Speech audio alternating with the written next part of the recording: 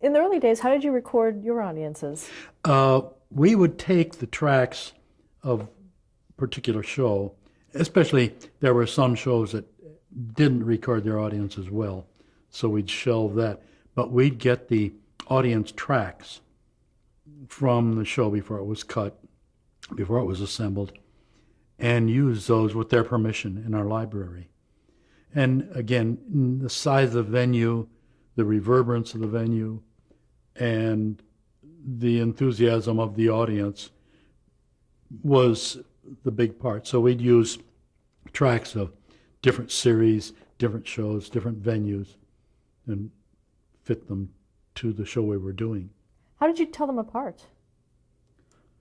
That's just getting to know.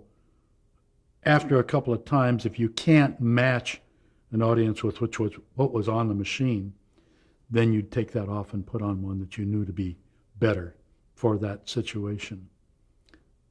And how would you get a recording? I mean, because you have the on-stage noises and things going on. How did you get the Yeah, all the recordings? ambience would be there, some of which had to be cut out. It was the mixer's job, or a mixer, usually two on an audience show, to record the audience track itself, which had separate microphones and a mic'd audience, which sometimes was good, sometimes very bad. What made up a good audience reaction? A good audience reaction in the way of enthusiasm or in the way of enthusiasm, of course, was the big item. You'd get a pretty sophisticated audience. Now that I can say this, now that I'm a senior, but at times when they wanted audience for shows, and I can name many, they would bring in busloads of seniors from rest homes and senior centers, and they didn't get the humor too well on a lot of the really funny stuff. Maybe, but it must have been too late for the reaction or something. And then you'd get kids who didn't dig the senior attitudes and didn't understand enough the back references that were made. So a good audience is one that is there because they love the show, because they know the show and are ready for it. And you get a mixed audience is wonderful. We did a lot of ethnic shows, and the black audiences talk to the screen a lot. You know, they talk to the actors a lot, and there's always something going on, you know, and it works fine with an ethnic show, but it doesn't work with a general audience. Did you find every once in a while audience members hamming it up or sort of taking over the mic? The actors themselves? No, the audience members. There were a few that did it somewhat inadvertently. I guess I can name him because he's a great guy. James Burrows, who did Mary Tyler Moore.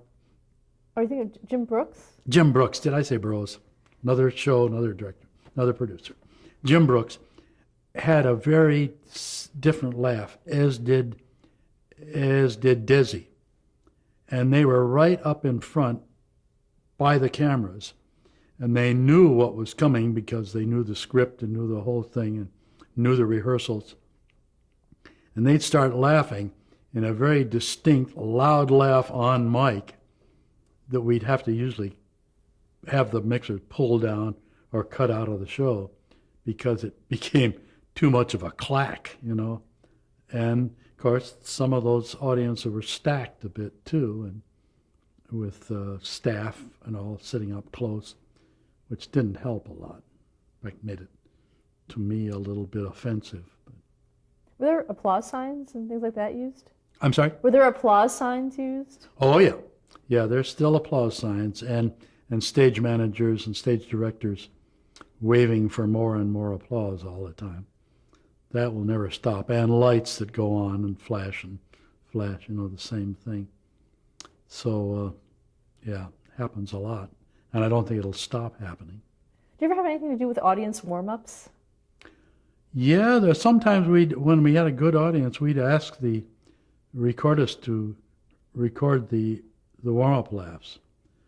But there were different times, some of them were so forced that we didn't get involved in laughing them up unless we knew they were going to be made into a short or something like that.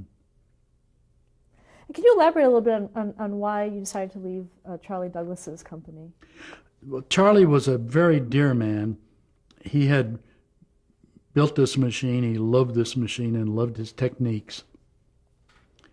And my brother and I, by then, were spending our downtime in the summers over working in his shop with him, building machines, rebuilding.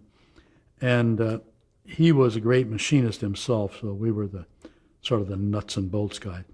But it was very obvious that little by little, magnetic tape has a certain hiss to it, as you know. And our technology was falling behind all of the production quality that was going into the audio of the shows, so that it got to be a point where you could hear the laugh starting to come in by the hiss increase and all. And then it just was time to get a better quality throughout. And try as we may, we didn't move Charlie with that. And he was not a stubborn man, but he just would smile and grin and say maybe someday. Well, someday finally didn't come, and so we packed out. My brother, in fact, we had been working with an engineer who used to be the engineer with Steve Allen at the Steve Allen Theater, and he was with NBC also, the engineer.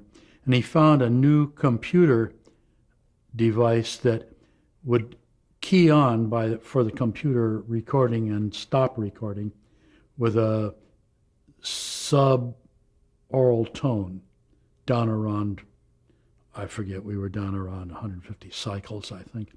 And so using that as a leader between laughs on a small cassette now, these were on regular audio cassettes, we would be able to put on 4 tracks of laughter. They turned high speed, not normal speed. We would be able to put on 4 tracks of laughter of different sizes, and using the leader of the tone, we could stop and go in that manner. By every time you pressed a key, you'd get the laugh, then it'd coast until the tone was ready to be hit again, and then it'd kick on again. So that was the device, and it worked quite well. It took about 2 years, 2 hungry years for my brother and I to get it going really well. Then it caught on, and I never worked so many hours in my life. So that's how it came about. And as I say, it was an agonizing time, but we remain friends right till now. In fact, I owe his widow a call this week, so I'll call her. But still family. Could your machine hold more sounds, too? Yes. Yeah, its capacity was much larger, and instead of going into the back room and changing tapes, you just take out of your bag, which was open for anybody to see, you take out the cassettes that fit the venue and the show and pop in the new cassettes. So more and more the demand came on space when stereo came in, because now we had to double up on everything. And so, yes, it did hold more, to answer you directly. What was the name of your company? Sound One. And there's another Sound One in New York that we get their bills sometimes and they get ours sometimes. Now, how did you get your business? Did you go out personally and get it? No, we didn't ever have to. That was one of our, final goodbyes to Charlie. We will not proselyte. We will not advertise. But by then, so many producers knew us and had worked with us, and possibly, here goes ego again, possibly preferred our touch, that they called on us. And you have to remember, Charlie grew up in the Bob Hope days. He did all the Hopes, and up till my entry into it, all the Bennies, and so many of those big shows where bigger was better, and it's hard to back down to a lower, lighter touch. Let's talk about some of the programs that you've worked on in your career. If you can just, any anecdotes that you happen to have or anything you can say about them. And I have a list here. Hogan's Heroes. Hogan's Heroes. Well, I think I told you before that I was a prisoner of war in Germany in Stalag Luft 3 after being shot down out of my bomber. And so I spent 2 years in prison camp and had all of the intrigue and X-group, digging of tunnels. And we dug so many tunnels, our barracks fell into the hole. And so I sort of knew the ins and outs of being a prisoner. And the director and I, producer and I, were great friends prior to that from other shows. And he called me in before he set up his layout and plan. And we talked for quite a while on it.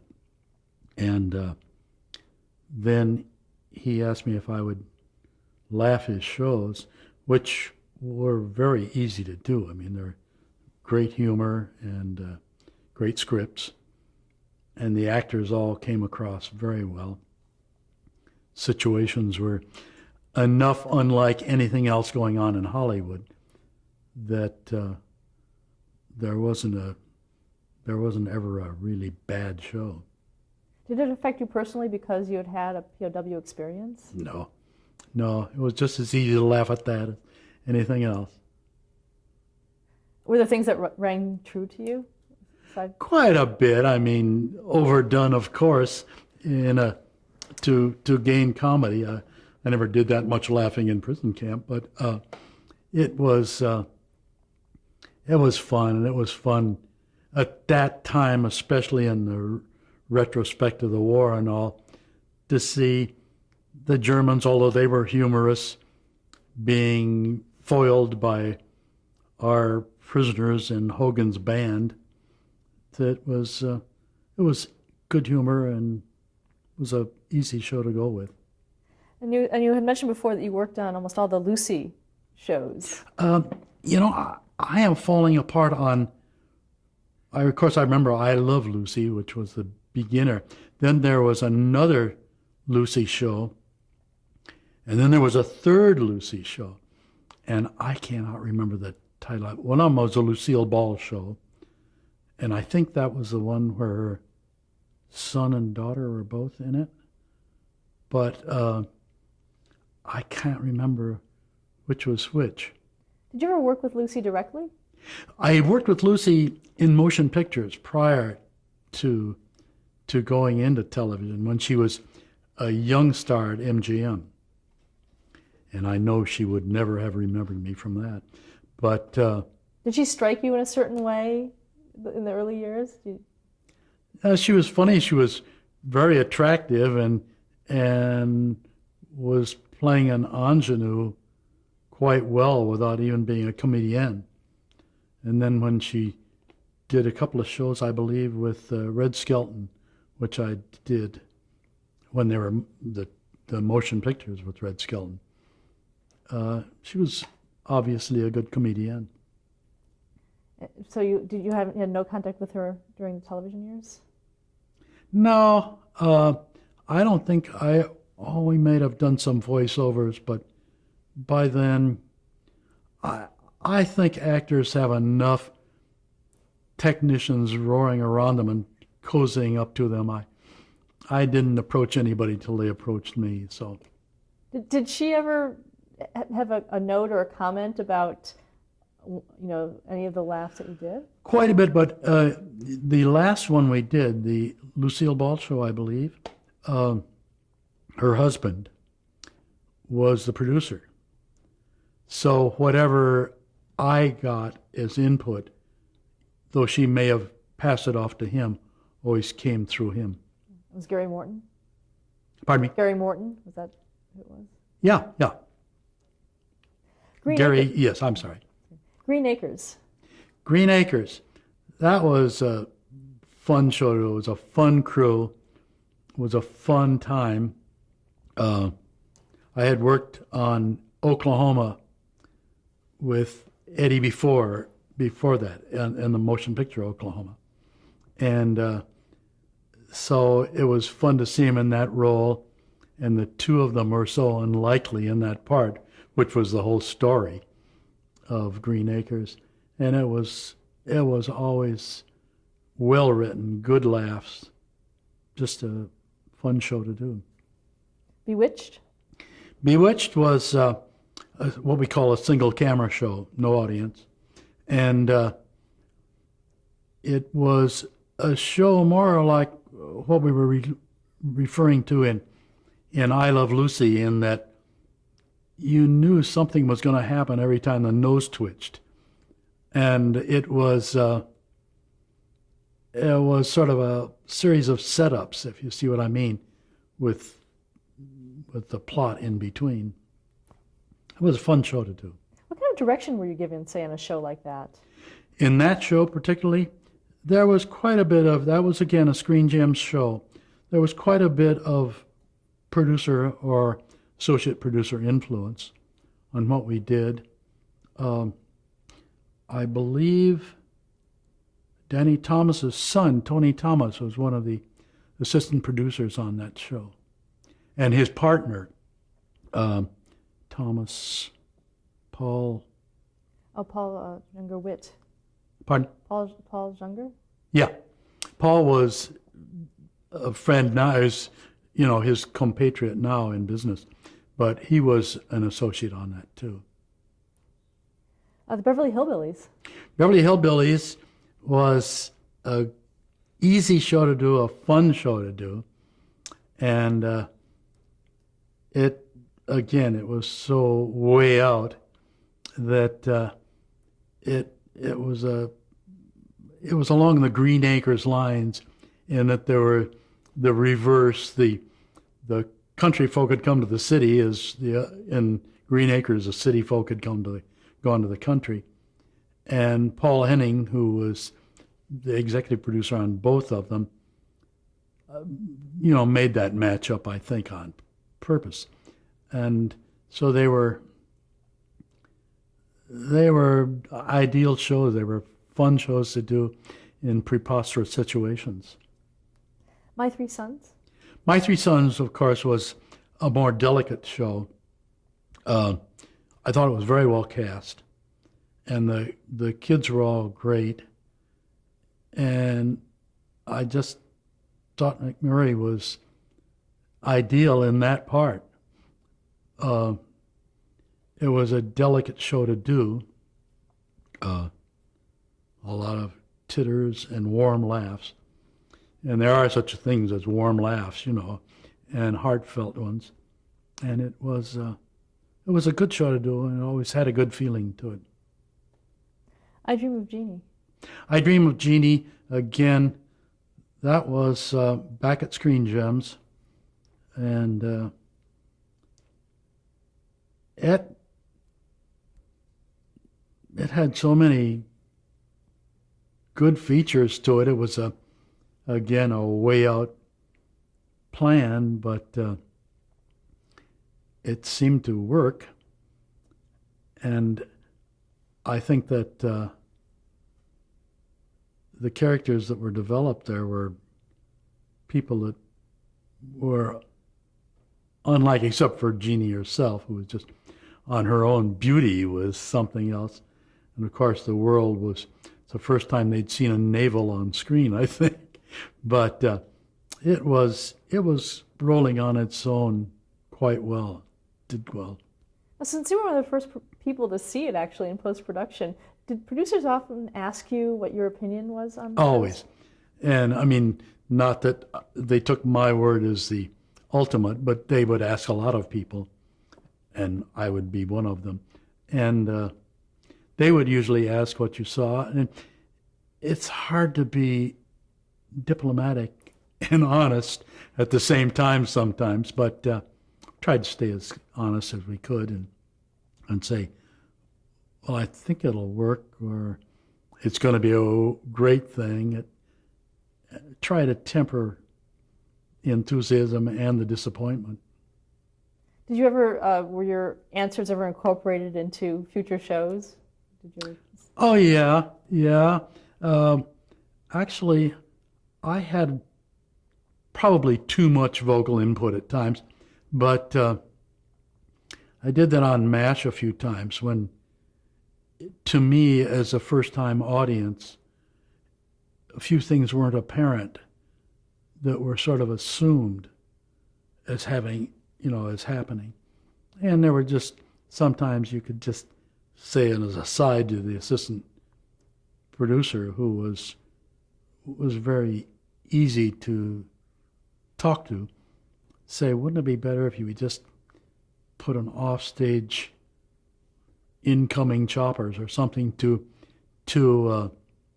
make the movements real or called for, things like that. Would you ever screen something and say, "Wow, this is going to be such a hit"? You just knew it from the moment you saw something. Yeah, and I've been wrong too, but I can't give you an example right off. But I've walked out of some of those pilots saying, "Man, that one's going to roll," and it would fall on its face, and I thought, "Where did I get that idea?" But it's pretty easy to know. I mean, I have no expertise in the area, but the way you feel about it, it's going to be a hit. Let's move on with some other shows. The Kraft Music Hall. Kraft Music Hall was Dwight Hemian and Gary Smith, and Eddie Arnold was, we did that in New York. And Dwight Hemian, who is sort of mostly retired now too, as I am, could take some Apple boxes and make a set that looked wonderful. And he had a great talent with the camera moves. And of course the staging was their bit, and the scripting was pretty much whoever it was, whether it was Eddie Arnold in that case or any of the specials we did. The staging was part of it, but there was always some quality that came with it from the performer, and it worked. Steve Allen? Steve Allen, he used to break me up even before I worked on his show. So he was an easy one to laugh for.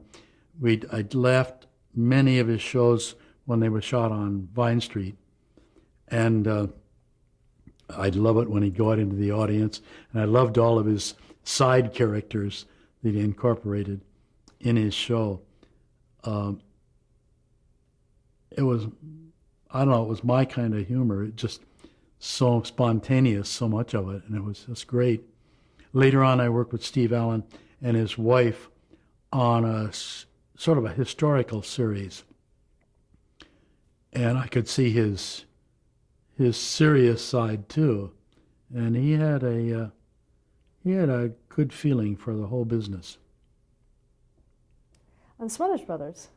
Smothers Brothers, another one that broke me up. Tommy breaks me up all the time, the straight guy. Tommy was explosive, as I guess he still is, and I haven't worked with him, of course, for a long time, but worked on the first Smothers Brothers series and then the later ones out of CBS. And the series of the stand-up shows, I don't remember having worked on the sitcom at all out of ABC, but they were always great. They always had fun people on. I'm sort of I guess at that time I was in my reactionary, having come out of the war as an officer, I guess I was pretty reactionary and couldn't quite handle all of the pot jokes. And now I live in pot country. What am I saying? But some of those things sort of rubbed me a little bit then, and sort of the anti-military things got to me a bit, but they always came off fun and funny. Did you have a hard time sometimes doing those laughs when you felt that way? No, it was my job, my job. No, I could stay with it. Were you aware of all the friction between Tommy and CBS? Yeah. Tommy came in quite often. In fact, I have 3 Tommy yo-yos in my collection. He came in quite a few times when we did the CBS one. And you could tell that we were in big trouble. You know, it was... Tommy's pretty outspoken. Yeah, but he's funny. The Odd Couple. The Odd Couple? Of course, The Odd Couple was the offshoot of the original motion picture. I'm a big Lemons fan, and of course, I loved Walter. Matthau? Yes, thank you.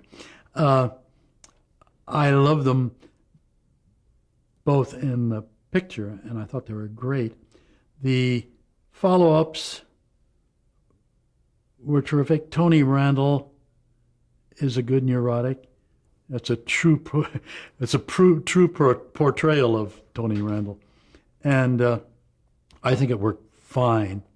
And there were a lot of easy laughs on it, but it's pretty hard to take off from a great movie and see a series go on, but it worked. Did you see a lot of the series filmed, or were you mostly in post? Only on request.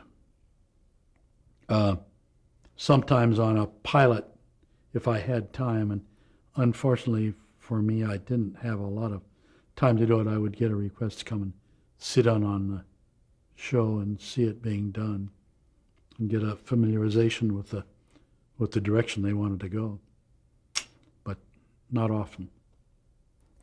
The Partridge Family. Partridge Family was